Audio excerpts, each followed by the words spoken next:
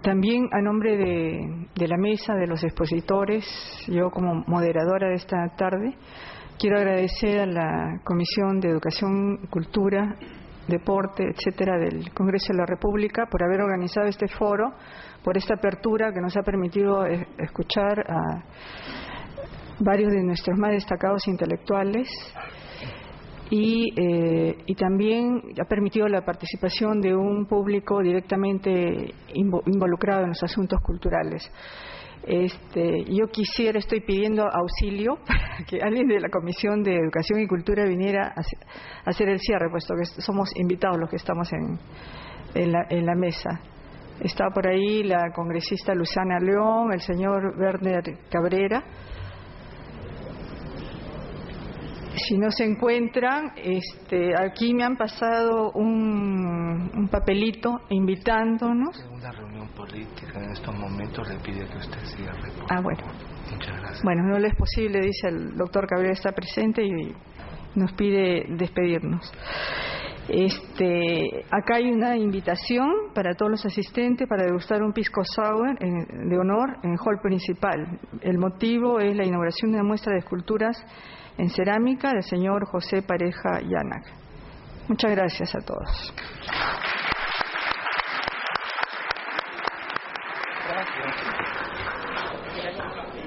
Era turística, entonces los turistas van a este lugar. Yo me quedé frío, pero sus argumentos eran tan contundentes viniendo de la realidad que dije ya, ¿y ahora qué hago? Les conté a ellos lo que me había pasado en el Ecuador. En el Ecuador me ocurrió exactamente lo contrario. Fui a una escuelita en Otavalo, fuimos, el grupo que trabajábamos, a una escuelita en Otavalo. Y en la escuelita en Otavalo, un niño, en la reunión que teníamos con maestros, niños y tal, para y dice, mire, aquí en mi escuela nosotros estudiamos las cosas en quichua, quechua alemán, quichua. Nosotros estudiamos las primeras letras en quichua. Pero además tenemos la posibilidad de seguir estudiando en quichua durante algún tiempo. Cuando pasamos a la secundaria, hablamos en castellano porque hemos estudiado el castellano aquí, el castellano como segunda lengua. Pero además, cuando tenemos que atender a los turistas, hablamos en inglés. Y además, yo cuando grande quiero ser comerciante y quiero salir hablando el inglés. Era una escuelita trilingüe, en donde la primera lengua era el quichua, como una lengua secundaria. La segunda lengua era el castellano, que les permitía conversar con los mistis, con los otros. Era un poco como el mundo al revés, ¿cierto? Nosotros pensamos al revés, castellano primero, el quechua después, y si es un talentoso tipo, pues hasta inglés. No, ellos era totalmente al revés. El quichua, del cual se sentían profundamente orgullosos, casi tanto como los ayacuchanos, que me obligaron a dirigir una asamblea en Huari, en quechua. Yo fui a hablarles así sobre la arqueología de los Huari y tal, porque queríamos convertir su sitio arqueológico en monumento nacional y qué sé yo qué. Y ellos exigieron que todo eso sea en quechua, porque además había sido anunciado que yo era ayacuchano. Y entonces, con toda mi quechua así motoso y mal hablado, me dirigía a ellos. Se reían mucho, pero al mismo tiempo me comprendían. Se reían quizá tanto como nosotros nos reíamos de ellos cuando hablaban castellano. Ese es un problema central para mí en un Ministerio de la Cultura. El Ministerio de Cultura tiene que estar metido en el campo de la educación, tiene que estar metido en el campo de la agricultura, tiene que estar metido en el campo de la salud. Entonces, cuando yo me pongo a pensar todo lo que hay de espacio de la salud en el mundo andino, quechua, aymara, y en el mundo amazónico, es impresionante la cantidad de cosas, de saberes, cosas que tienen las poblaciones nativas y que están dentro de su espacio lingüístico y dentro de su espacio cultural, hacen que obviamente uno se ponga a pensar seriamente en que un Ministerio de la Cultura es un instrumento fundamental del desarrollo, sí y solo sí está dotado de las capacidades de poder interferir e intervenir de manera horizontal en salud, educación, justicia, trabajo. Porque sólo así en este país vamos a poder lograr un equilibrio cultural entre nosotros. Y desde luego considero, y en esto es un reclamo que me auno totalmente a lo que dijo Sinesio hace un momento, considero que no tenemos que pensar tanto en los productos, que son muy importantes, porque son los que miden nuestras calidades y logros, sino en nosotros mismos. Y lo más importante de un Ministerio de la Cultura sería que permita convencernos a todos nosotros que somos lo mejor de lo mejor y que hemos logrado hacer una maravilla de este país tan difícil y tan complicado. Muchas gracias.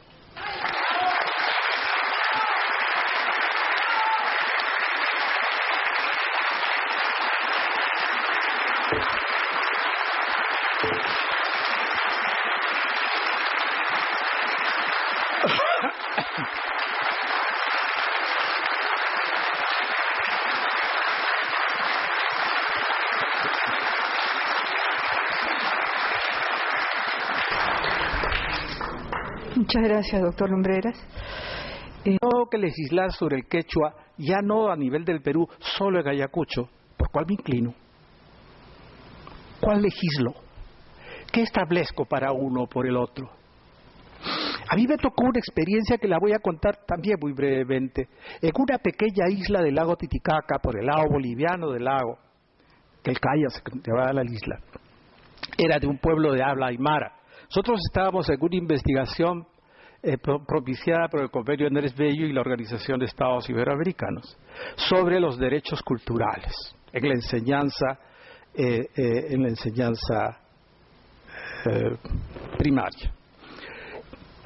Y di un largo discurso respecto a la importancia de la lengua materna y que a los niños debía enseñárseles en la lengua materna las primeras letras, etcétera, etcétera. Había en la escuelita esta de Quelcaya, en la reunión, unas 30 personas. Los maestros, los sabios de la comunidad, ¿sí?, los viejitos que estaban de la comunidad allí, habían 2 o 3 funcionarios del Estado boliviano y nosotros. En la exposición que yo hice, que yo consideré brillante, ¿cierto?, hablé en castellano. Terminada la exposición, los maestros se unieron a mí, me dijeron que sí, que parecía interesante, que efectivamente el aymara era una lengua que debía. Finalmente se para un viejito al fondo, un hombre respetable, un señor ya mayor, se para, indígena, aymara hablante, y dice: señor, yo no estoy de acuerdo con usted. Frío en el lugar, todo el mundo está de acuerdo con esto. No, él no estaba de acuerdo. Yo no quiero que mis hijos aprendan aymara. Mire, ya tienen bastante aymara en mi casa, y con sus amigos y con todos hablan aymara. Yo no quiero que él venga aquí en la escuela además le enseñen aymara. Además, ¿qué cosa? ¿Para qué le va a servir aprender en aymara la química, la física, esas cosas? Cuando él termine eso, va a tener que pasar a los años superiores y ahí va a tener que leer libros. ¿Dónde están pues los libros en aymara? Pero no solo eso, sino supongamos que hay libros en aymara para la secundaria, ¿no es cierto? Cuando él quiera ser médico, o cuando él quiera ser abogado, o cuando él quiera ser ingeniero, no puede. Pero señor, le voy a contar, me dice, mi hermano no consigue trabajo porque no habla castellano bien, lo habla como nosotros, muy motoso. Y entonces mi hermano tiene que trabajar como peón, no puede ser más otra cosa que un simple peón. Y eso se debe a la aymara. ¿Quieren ustedes preparar a gentes para que sean simplemente peones? ¿Que los traten mal? ¿Que las gentes les vean mal? ¿Que las gentes les insulten a ellos porque dicen que son solo aymara hablantes? ¿Para eso vamos a venir a la escuela? No, señor. Yo quiero que les enseñen bien el castellano y, si es posible, el inglés. Claro, del Estado en relación con las cosas. ¿Cómo es que la cultura no pueda preocuparse de lo que ocurre en la Amazonía cuando las gentes que están habituadas a generar un recurso de vida en esa región, que además puede desmontarse y poblar fácilmente y generar un gran desastre ecológico a nivel mundial, no se preocupen por eso? ¿Cómo es que nosotros, desde el lado de la cultura, decimos, bueno, eso es un hecho policial, eso es un hecho terrible, penoso, pero ya ahí punto? No, es un hecho que tiene que ver con las esencias mismas de las gentes, con lo que las gentes a lo largo de los siglos han ido acumulando en sus manos y en su cerebro, lo que hemos ido guardando en nuestras entrañas. Eso es parte de la cultura. La cultura no solo es lo bello, no solo son los hermosos cuadros que hacen los pintores, no solo son los bellos libros con huacos que publicamos los arqueólogos, no solo son los monumentos como Machu Picchu que nos traen plata, no solo son todo el conjunto de grandiosidades y monumentos de los cuales nosotros estamos rodeados, son esas partes fundamentales y son la parte esencial en la cual hemos llegado, pero dentro de eso y debajo de eso hay un mundo de gentes que vivimos la cultura sin darnos cuenta que se están afectando allí nuestros derechos culturales. Mi tesis en relación a eso es que necesitamos un Ministerio de Cultura, pero cuya principal tarea sea la defensa de los derechos culturales, la defensa de crear libremente, la defensa de pensar y conocer los saberes de su pueblo libremente, la defensa de su memoria, de la memoria colectiva, la defensa del derecho que tiene uno de poder hablar su propia lengua. ¿Qué cosa es lo que nosotros hacemos en relación con las lenguas nativas? ¿Se están perdiendo? Sí, pues, se están perdiendo. ¿Están desapareciendo? Sí, pues, y nosotros tranquilos. La lengua no es solamente una manera de hablar, es una manera de ser, es una manera de sentir, es una manera de vivir. Cuando uno va a una obra de teatro, cuando uno escucha a un poeta leer sus poemas, o cuando uno lee una narración, no está solamente leyendo palabras, está leyendo esencias. Esas son las cosas que los que tienen talento las extraen de lo más profundo de nuestras conciencias, de lo más profundo de nuestras vísceras y nos lo entregan. Un poema de Vallejo a mí me hace revolver las entrañas. No porque sea un conjunto de palabras hermosas, son hermosas, son articuladas de manera, pero me están diciendo todo un conjunto de cosas que hacen que yo descubra que no soy solamente carne, hueso y un conjunto de cosas que me rodean. Eso para mí es fundamental en un ministerio de la cultura, que no es un ministerio de las culturas. No se va a ocupar de cada cultura. No se va a ocupar de las no sé si cuántos miles de culturas tenemos nosotros aquí. Nosotros, para simplificar, decimos la quechua, la aymara y la castellana. No, esas son las lenguas. En Ayacucho, yo hablo el quechua chuto. Mal hablaba, que aquí hay unos maestros del quechua. Yo hablo el quechua chuto, es el quechua de las serranías, de arriba de la puna, porque me encanta la manera como el chuto habla. El chuto habla muy cantado, muy parecido a las cosas de Yurimago, ¿sí? Con unas tonalidades especiales. El quechua urbano, señorial, es distinto, más cerrado. No me gusta tanto. Pero aprendí el quechua chuto por otras razones, no porque me gustara o no. Quechua es una lengua difícil de aprender, por lo menos lo fue para mí. Aprendí eso por la casualidad, porque mis informantes y quienes estaban cerca mío hablaban ese quechua. Y desde luego porque también me gustaba. Pero en ese quechua es diferente al otro que se habla en Ayacucho. que yo necesito saber, y eso lo puedo entender y saber solo si tengo los elementos testimoniales que me permitan guardar esa memoria. La memoria es fundamental en el campo de nuestra vida, y la memoria es fundamentalmente uno de los elementos patrimoniales que tiene que conservarse por parte del Estado. Yo he estado leyendo, he leído 3 veces el proyecto de ley, la ley que se ha presentado.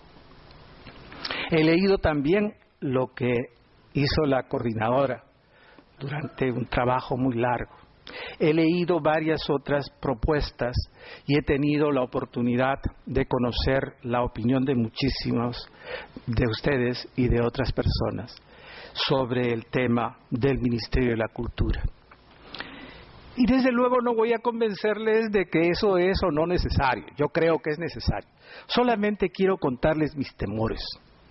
Mis temores respecto a un Ministerio de Cultura.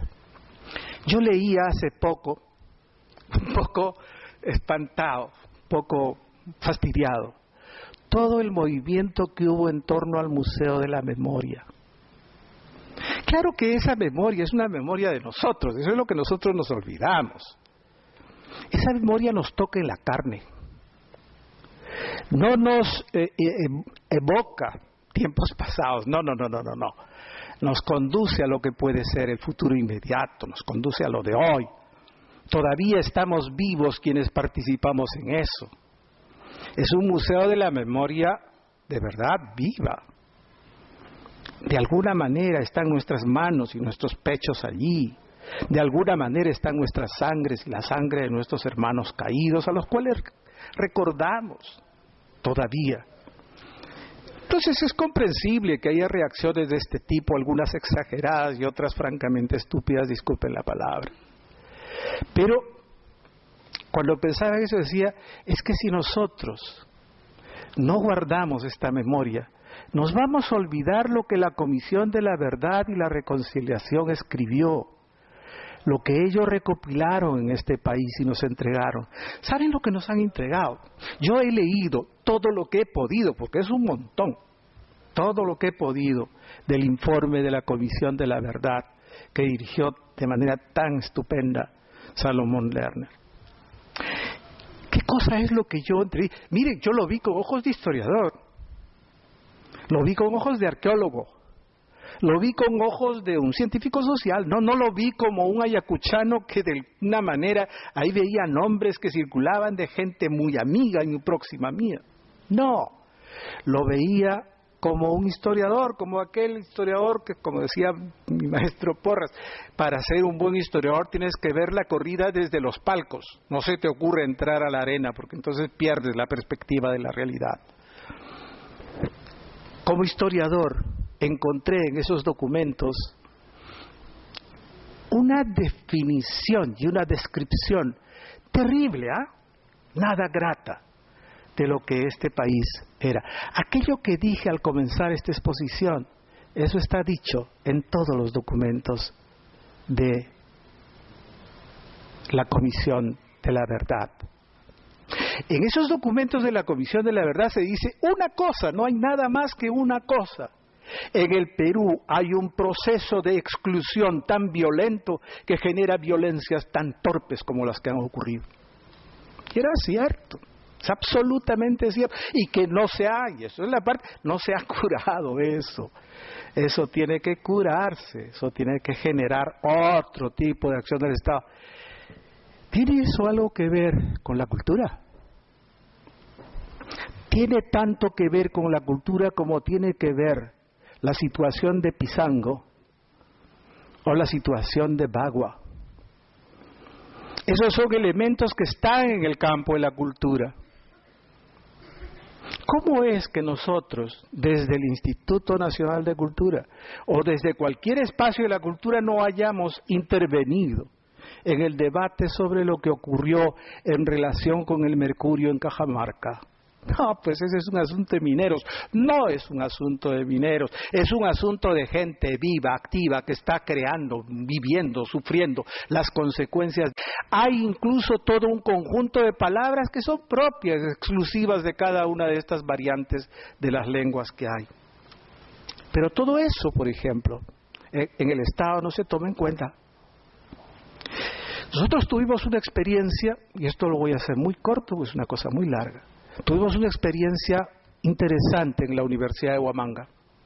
Descubrimos que los estudiantes tenían un bajo rendimiento en la comprensión de los textos universitarios. Y no solo los textos, digamos, literarios, que a veces son complejos, ¿verdad? No. También en aquellos textos que se referían a la química, a las cosas más o menos concretas. Tenían dificultad de comprensión, dificultad de entender. Atribuimos entonces al hecho de que la mayor parte de nuestros estudiantes en la Universidad de Huamanga eran quechua hablantes. Por lo menos practicaban el quechua en la vida doméstica y consecuentemente tenían dificultades en la lectura del castellano. No es cierto.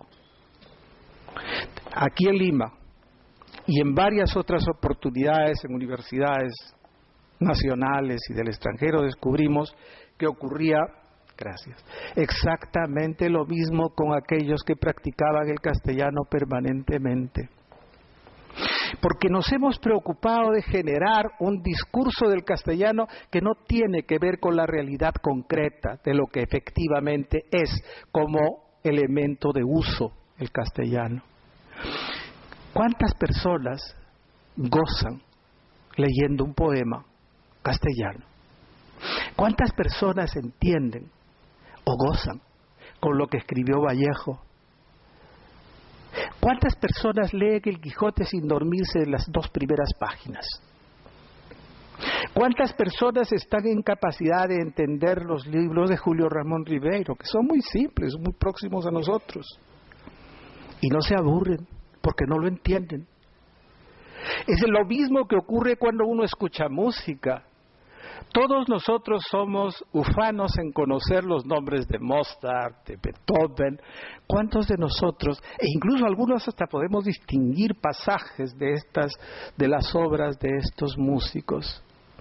¿Cuántos de nosotros, sin embargo, estamos en condiciones de confesar que yo preferiría escuchar, en vez de a la Calas, preferiría escuchar, no sé, a Pastorita Guaracina, o de repente me gustaría mucho más a Lucho Barrios que a un tenor que está cantando un aria de Ipariachi? Que no lo entiendo, que no lo sé.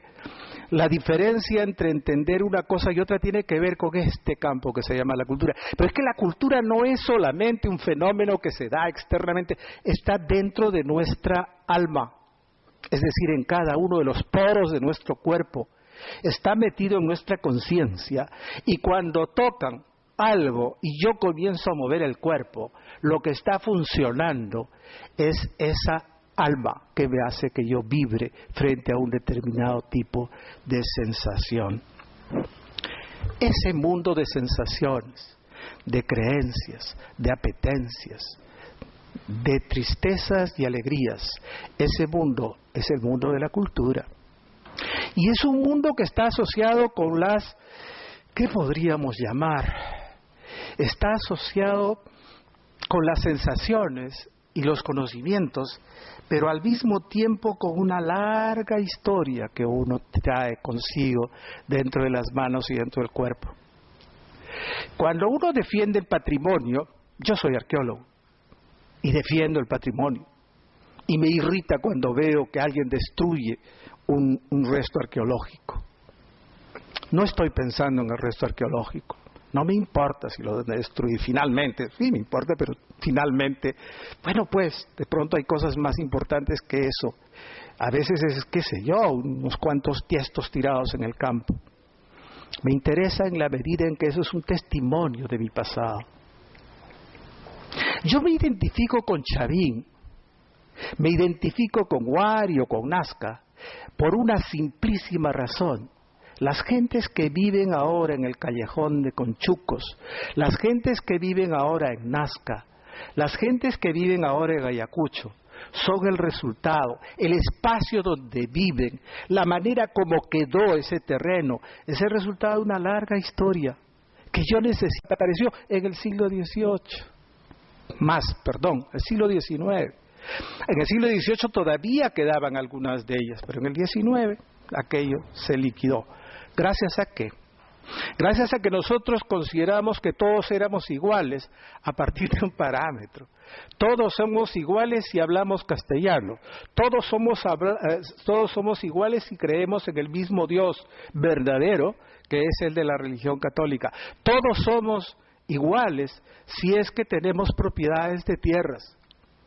Todos somos iguales si no somos parte de una comunidad campesina. Estos iguales son los que votaban en esas elecciones de las cuales nos hablaba Sinesio. Esos iguales son los que determinaron que en este país se generara una realmente tremenda condición excluyente hacia todo lo que no fuera español. Eso fue lo que hizo que todos nosotros consideramos que España es nuestra madre y que nosotros hablemos de una madre patria hispánica. ¿Y qué pasó con todo lo que nosotros habíamos hecho antes?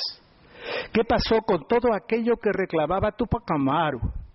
¿Qué pasó con lo que Vizcarra y Guzmán reclamaba como forma fundamental de la construcción de la libertad en nuestro país? ¿Qué pasó con las declaraciones que se hicieron apenas comenzada la emancipación, antes de que se construyera la República?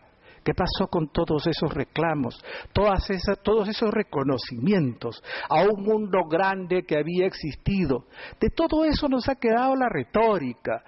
Cuando se hizo hace varios años una encuesta entre los estudiantes en el Perú, los niños chicos que estudian en los colegios, sobre qué etapa de la historia consideraban ellos que era la más valiosa, la más importante, todos decían la época de los incas, muchos de ellos sin saber exactamente qué era. Hemos engrandecido a los incas, pero realmente ¿cuánto de los incas hemos tomado? Nada, absolutamente nada. Hemos construido una república a imagen y semejanza de otras que no tienen nada que ver con nuestra realidad. Todo eso se llama política cultural. Nosotros gastamos una cantidad impresionante de dinero cada día en comer pan. El pan es un producto cultural que requiere trigo, y el trigo no es un producto que se siembre aquí generosamente. Hay que conseguirlo si nos falta. La leche igual. El costo que implicó para nuestros sistemas de vida el poder implantar una economía a base de ganado vacuno fue realmente impresionante. Todo este conjunto de condiciones determinaron para nosotros pérdidas notables, de las cuales ni siquiera tenemos derecho a arrepentirnos. Lo que tenemos que hacer es, obviamente, cambiarlas. Un buen paso en esa dirección es un Ministerio de la Cultura, y ese era el sueño que yo tenía en algún momento.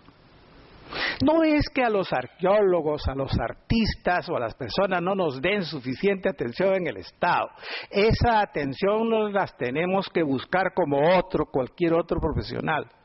Lo importante es la manera como el Estado se sacude de todo aquello que no tenga directo compromiso con lo que son las partes de su política cultural. ¿Por qué es que unas partes son privilegiadas y otras partes no en el tema de los comportamientos? ¿Nos hemos dado cuenta qué pasa con la lengua? ¿Nos hemos dado cuenta cómo hemos ido deteriorando nuestras relaciones lingüísticas en general? No solo con situaciones deprimentes como las que ocurren con el quechua u otras lenguas amazónicas, pero con el propio castellano. La imagen de que todos hablamos el mismo castellano es falsa. No hablamos todos el mismo castellano. Hay diferentes hablas del castellano. Yo puedo distinguir fácilmente a los trujillanos y los norteños, con las personas que hablan en Yurimaguas y las personas que hablan en Puno. Puedo distinguir no solo los tonos con los que hablamos los ayacuchanos, pero además puedo distinguir claramente cuán diferentes son esos tonos de los tonos de los arequipeños y de las formas como construye la lengua. Son diferentes sintácticamente las gentes tenían y con las cuales vivían. A través de una percepción ideológica que traían los conquistadores, intentaron construir un mundo a imagen y semejanza suya. Eso nos dejó un síndrome especial, un síndrome de inferioridad. Asumimos que nosotros somos un pueblo que estamos en la vía del desarrollo, que nuestro objetivo es llegar a ser como los otros y no como nosotros. ¿A cuántas personas en un gobierno cualquiera que fuera se nos ha pasado por la cabeza la idea de tratar de poner como proyecto de futuro lo que era pasado? ¿Cuántos de nosotros hemos pensado en la importancia que pudiera tener el reactivar toda la concepción técnica que había detrás de los sistemas de riego de la costa en el siglo VII o en el siglo VI de nuestra era? ¿Cuántos de nosotros nos hemos puesto a pensar en la importancia que tendría, por ejemplo, en esta época justamente retomar los sistemas de cultivo por camellones que eran generalizados en los tiempos anteriores? Nuestro proyecto de futuro está en ver cómo compramos las máquinas alemanas que nos van a permitir sembrar rápidamente. ¿Cómo logramos nosotros hacer que los diques sean hechos por técnicos europeos que teóricamente conocen más que nosotros? No es cierto.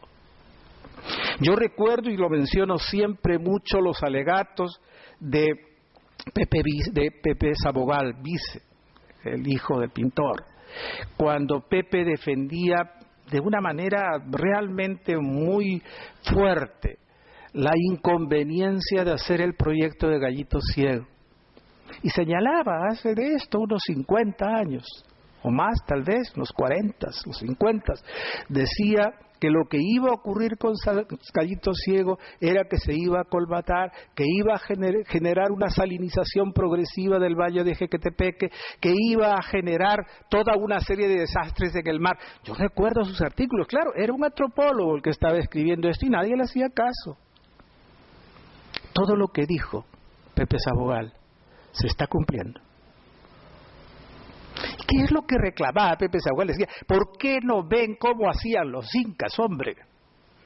¿Por qué no se fijan que la manera como hacían los incas estaba adaptado? Pónganle todas las técnicas, los elementos energéticos contemporáneos, pero háganlo a partir de esas políticas de riego que ellos tenían. Eso es parte de nuestra política cultural. Nuestra política cultural que comienza a tener la forma actual fuertemente distorsionada que nosotros tenemos, de complejo y al mismo tiempo orgullos, de cosas muy extrañas. Es una política que comenzó justo en el momento en que nosotros tomamos el poder de este país. Nosotros lo atribuimos todos los españoles. Es bueno tener a alguien a quien culparle. La verdad es que los abuelos de casi todos los que estamos aquí, que eran españoles, muchísimos de ellos, ¿no es cierto?, no tuvieron todas las culpas que les achacamos.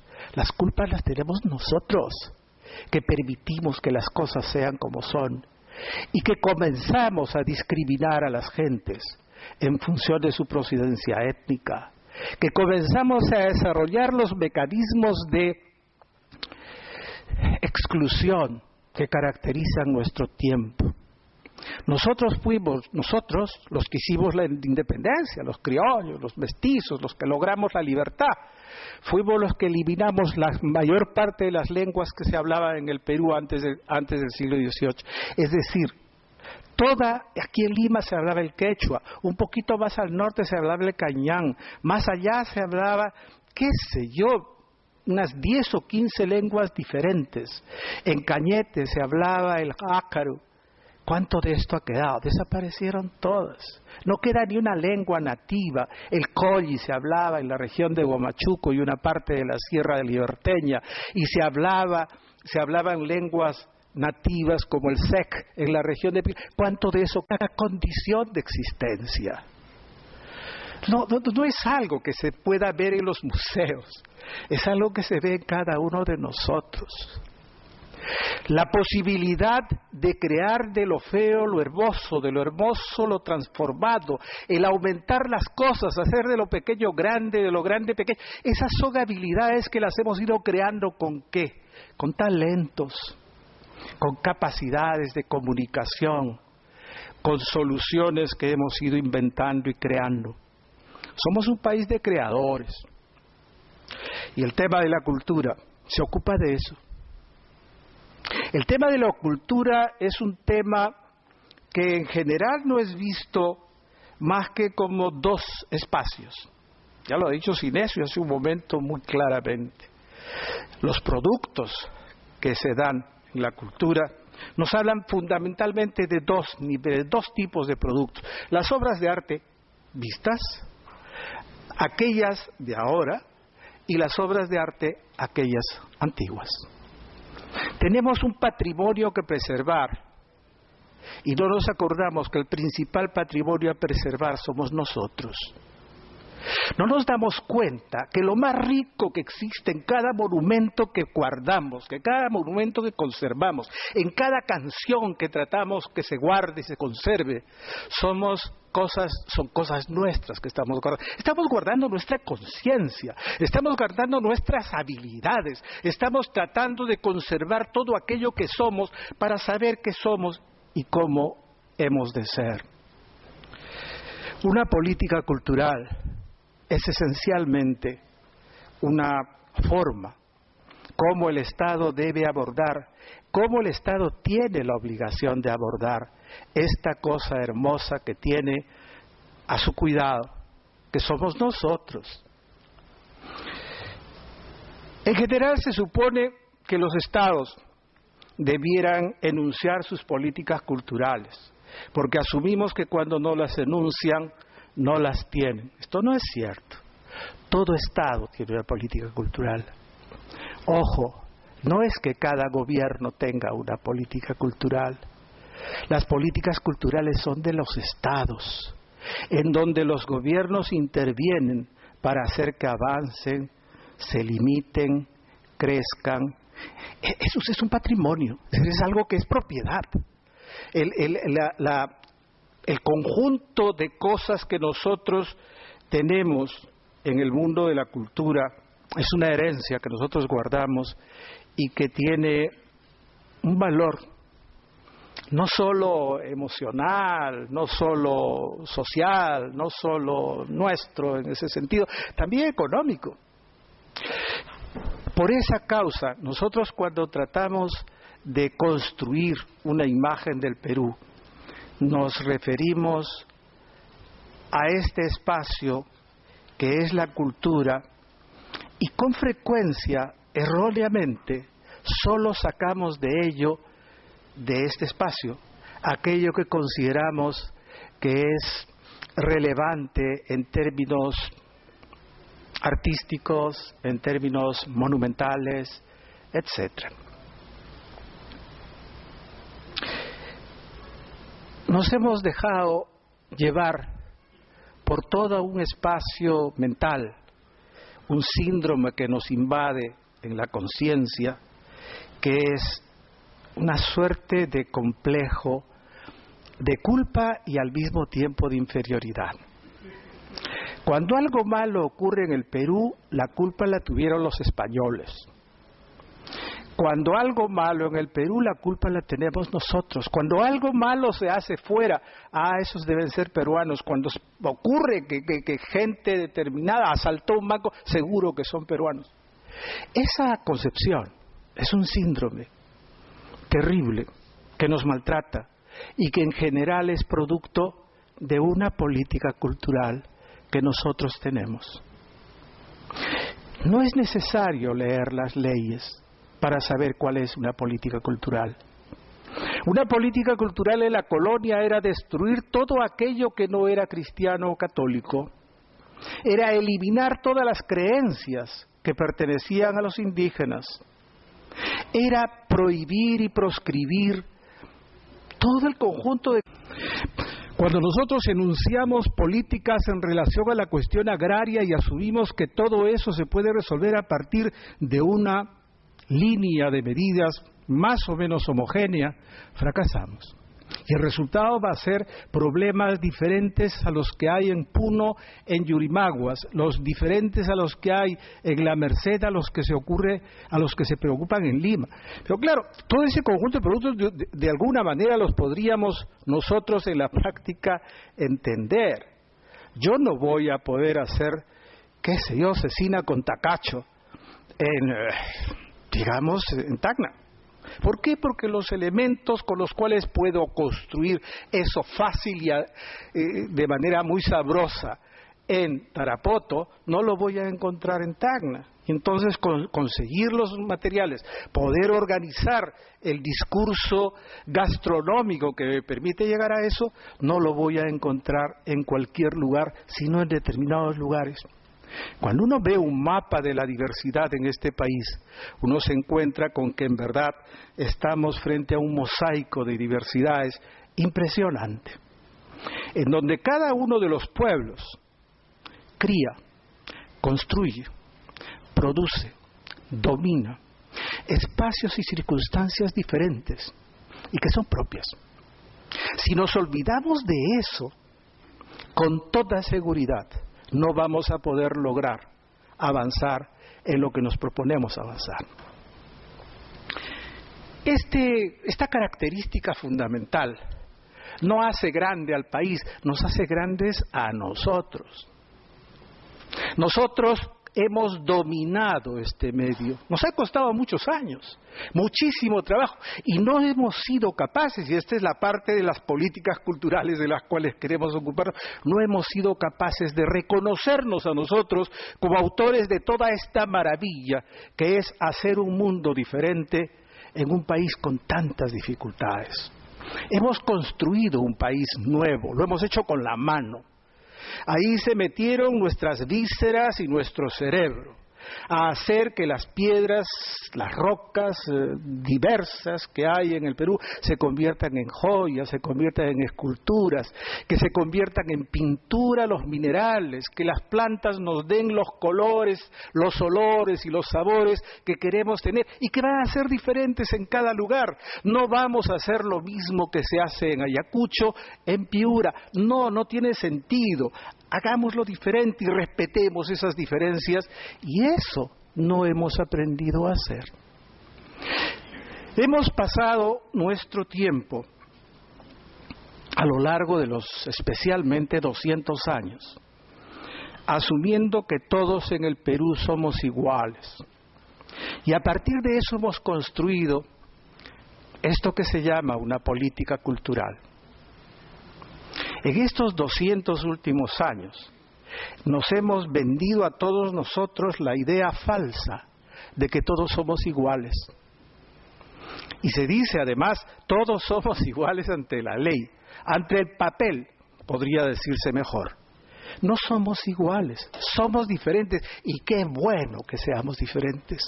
Porque la riqueza impresionante de este país, porque la capacidad de transformar que hemos tenido en este territorio es precisamente la construcción de las diferencias, y allí está nuestra riqueza. Está nuestra riqueza exportándose ahora a todas partes del mundo, como una noticia de la diversidad, como una noticia en donde las cosas diferentes pueden al mismo tiempo construir una noción de nación. Todos nosotros somos iguales aquí, frente a las sanciones que establece la ley para nosotros. Todos nosotros somos iguales en este país en la medida en que obedecemos determinadas consultas que nos hacen las leyes y las personas que aplican las leyes. Pero no somos iguales cuando tenemos que actuar, no somos iguales cuando tenemos que resolver los problemas cotidianos que tenemos que enfrentar. Con fórmulas de un lado no podemos resolverlas del otro lado. Eso tiene que ver mucho con el tema de los comportamientos. Hemos construido nosotros un territorio, un país, en donde la capacidad de crear, precisando mejor, digamos, la estructura de este Ministerio de Cultura. Pero lo que me parece lo central es que espero que este Ministerio de Cultura efectivamente sea la expresión de que por fin el Perú logra un nivel de articulación desde sus élites hasta las masas, hasta la población, ¿no? Muchas gracias.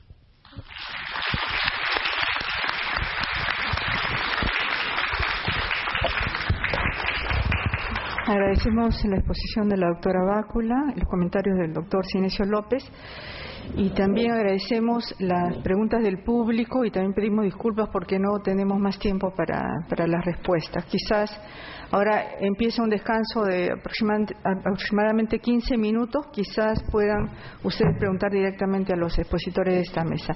A las 6 en punto empezamos con la conferencia del doctor Luis Guillermo Lumbreras. Se les invita a una pausa café en el primer Foro Internacional Perú Ministerio de Cultura. Y asimismo, mientras degustan los bocaditos de la pausa café, podrán apreciar las exposiciones de Diego González Tovar en pinturas y carbón en la Galería de Sueños y Miradas. Y además la otra exposición de José Pareja Yañac, Cerámica Escultórica, La Lima de José Pareja en el hall principal. Se les invita a una pausa café de 15 minutos. En el Ecuador me ocurrió exactamente lo contrario. Fui a una escuelita en Otavalo, fuimos, el grupo que trabajábamos, a una escuelita en Otavalo. Y en la escuelita en Otavalo, un niño, en la reunión que teníamos con maestros, niños y tal, para y dice, mire, aquí en mi escuela nosotros estudiamos las cosas en quichua, quechua alemán, quichua. Nosotros estudiamos las primeras letras en quichua. Pero además tenemos la posibilidad de seguir estudiando en quichua durante algún tiempo. Cuando pasamos a la secundaria hablamos en castellano porque hemos estudiado el castellano aquí, el castellano como segunda lengua. Pero además cuando tenemos que atender a los turistas hablamos en inglés. Y además yo cuando grande quiero ser comerciante y quiero salir hablando el inglés. Era una escuelita trilingüe, en donde la primera lengua era el quichua, como una lengua secundaria, la segunda lengua era el castellano, que les permitía conversar con los mistis, con los otros. Era un poco como el mundo al revés, ¿cierto? Nosotros pensamos al revés, castellano primero, el quechua después, y si es un talentoso tipo, pues hasta inglés. No, ellos era totalmente al revés. El quichua, del cual se sentían profundamente orgullosos, casi tanto como los ayacuchanos, que me obligaron a dirigir una asamblea en Huari, en quechua. Yo fui a hablarles así sobre la arqueología de los Huari y tal, porque queríamos convertir su sitio arqueológico en monumento nacional y qué sé yo qué. Y ellos exigieron que todos esos eventos, que son muy importantes, porque son los que miden nuestras calidades y logros, sino en nosotros mismos. Y lo más importante de un Ministerio de la Cultura sería que permita convencernos a todos nosotros que somos lo mejor de lo mejor y que hemos logrado hacer una maravilla de este país tan difícil y tan complicado. Muchas gracias.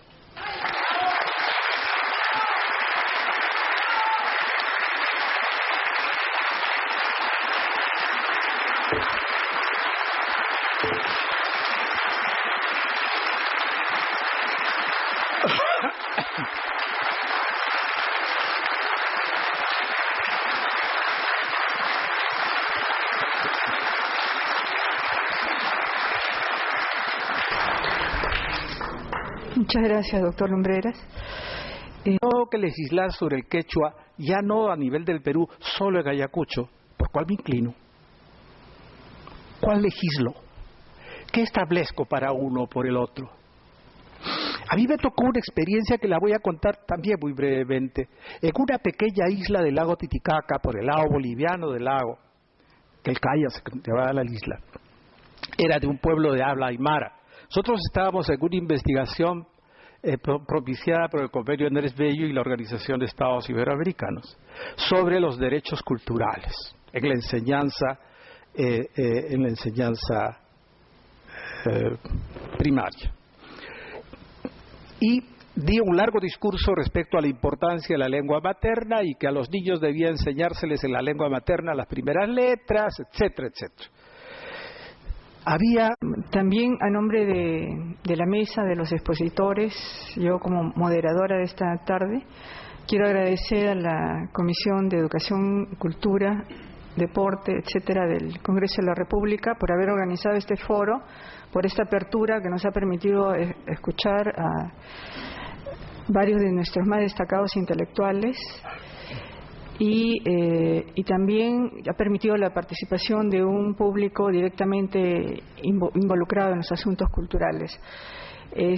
Yo estoy pidiendo auxilio para que alguien de la Comisión de Educación y Cultura viniera a hacer el cierre, puesto que somos invitados los que estamos en la mesa.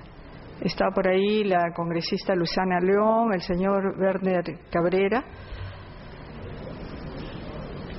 Si no se encuentran, aquí me han pasado un papelito invitándonos. Una reunión política en estos momentos le pide que usted cierre. Bueno. Muchas gracias. Bueno, no le es posible, dice el doctor Cabrera, está presente y nos pide despedirnos. Acá hay una invitación para todos los asistentes para degustar un pisco sour de honor en el hall principal. El motivo es la inauguración de una muestra de esculturas en cerámica del señor José Pareja Yánac. Muchas gracias a todos.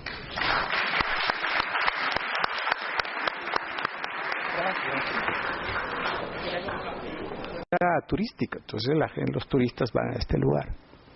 Yo me quedé frío, pero sus argumentos eran tan contundentes viniendo de la realidad que dije ¿y ahora qué hago?